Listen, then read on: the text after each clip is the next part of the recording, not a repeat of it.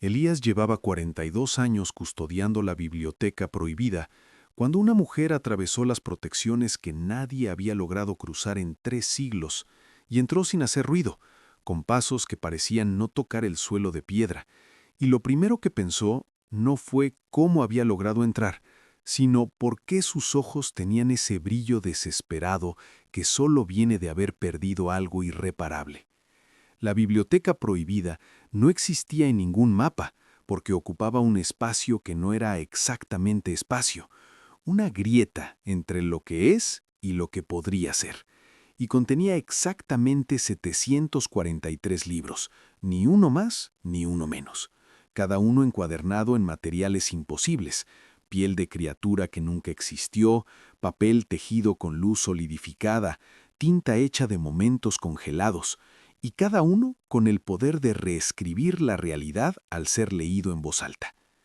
Elías había heredado el puesto de su maestro Augusto, quien a su vez lo había heredado de su maestra Helena, en una línea ininterrumpida de guardianes que se remontaba al primer bibliotecario, un monje del siglo XIII que había descubierto que ciertas palabras, escritas en el orden correcto y con la intención precisa, no describían el mundo, sino que lo dictaban, lo moldeaban, lo obligaban a reorganizarse según la narrativa del texto.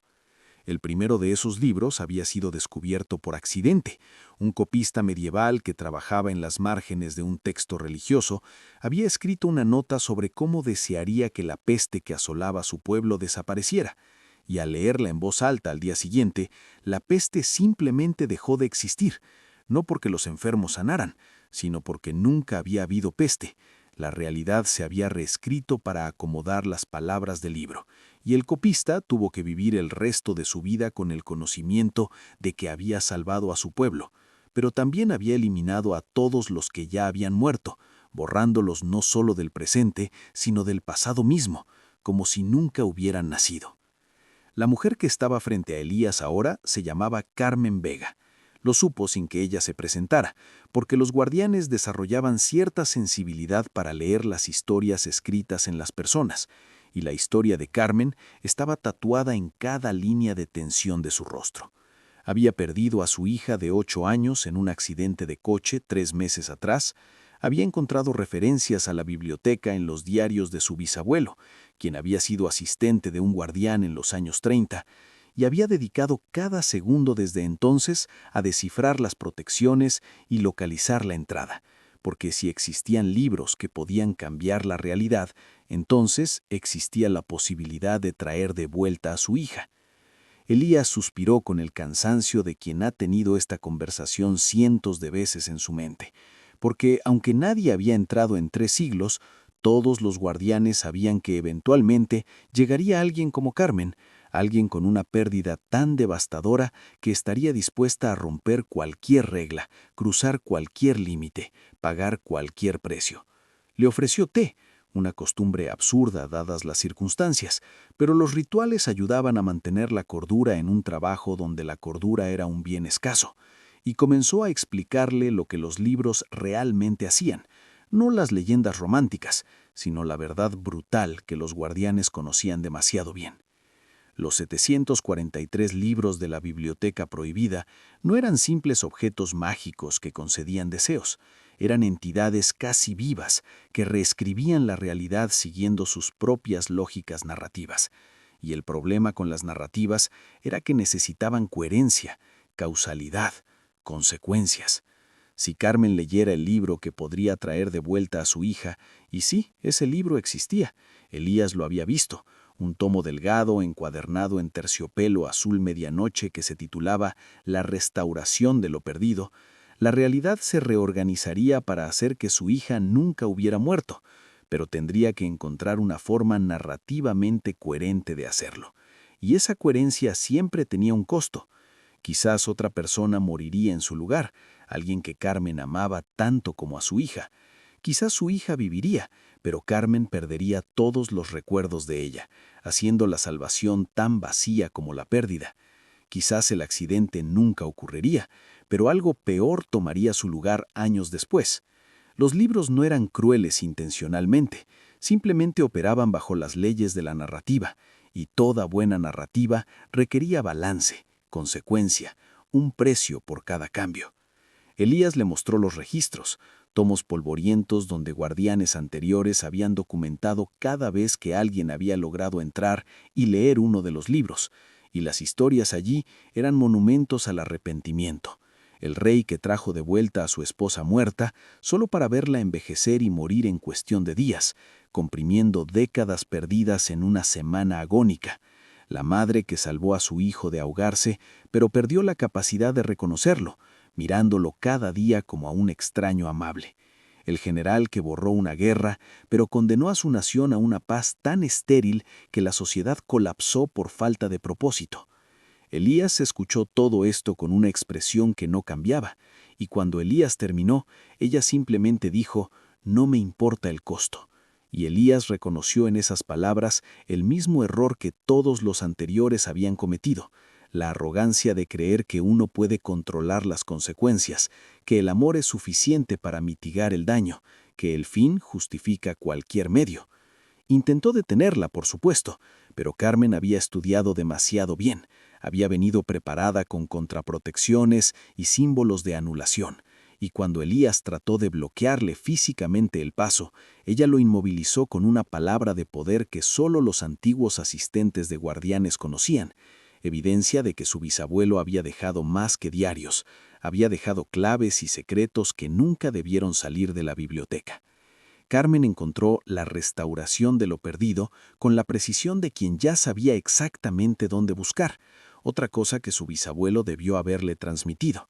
Y cuando abrió el libro, Elías vio que las páginas brillaban con una luz que dolía mirarla directamente, palabras escritas en un idioma que era y no era español, que cambiaba según quien lo leyera para ser siempre comprensible, pero nunca igual. Carmen comenzó a leer en voz alta. En el mundo que debió ser, la pequeña Ana Vega no murió el martes de marzo porque... Y aquí el libro esperaba, las palabras parpadeando como si respiraran, esperando que Carmen completara la frase, esperando que ella misma escribiera la justificación narrativa que el libro usaría para rehacer la realidad. Elías, todavía inmovilizado, gritó, «No lo hagas, no puedes controlar lo que el libro decidirá. Dejará el espacio en blanco si no especificas todo perfectamente y llenará los vacíos con su propia lógica». Pero Carmen ya estaba hablando, las palabras saliendo de ella como un río, porque su madre revisó los frenos del coche esa mañana, porque el semáforo cambió 3 segundos antes, porque el conductor del otro vehículo decidió tomar una ruta diferente, porque el universo se dobló solo un poco para permitir que esta niña viviera. Era una formulación hermosa, pensó Elías, casi perfecta en su ambigüedad esperanzadora. Y precisamente por eso sería catastrófica, porque el libro interpretaría «el universo se dobló solo un poco» de formas que Carmen no podía anticipar. La realidad comenzó a deshilacharse en los bordes. Elías podía verlo desde su perspectiva como guardián, como si el mundo fuera un tejido y alguien estuviera jalando un hilo, y luego todo se reescribió en un parpadeo tan rápido que no hubo tiempo de despedirse de la versión anterior de la existencia. Cuando la realidad se estabilizó de nuevo, Elías estaba de pie en la misma biblioteca, pero Carmen se había ido, y Elías corrió hacia los archivos para verificar qué había cambiado, qué precio había cobrado el libro por su reescritura. Los registros le mostraron la nueva historia.